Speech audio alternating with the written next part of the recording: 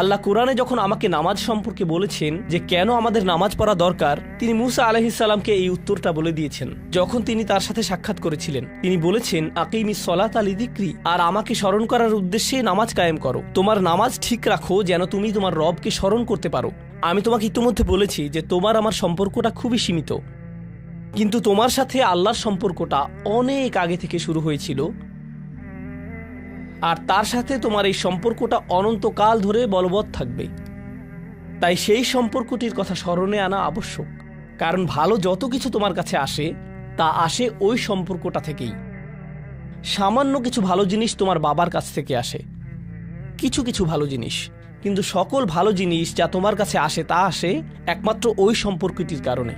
যদি তুমি চাও সকল উপকারী জিনিস তোমার জীবনে অবস্থান করুক, তখন তোমাকে অবশ্যই তার কথা স্মরণ করতে হবে, যার নিকট থেকে সকল কল্যাণের আগমন ঘটে, যার নিকট থেকে সকল নিয়ামতের আগমন ঘটে, সকল রিজিকের আগমন ঘটে, সকল হেদায়েতের আগমন ঘটে।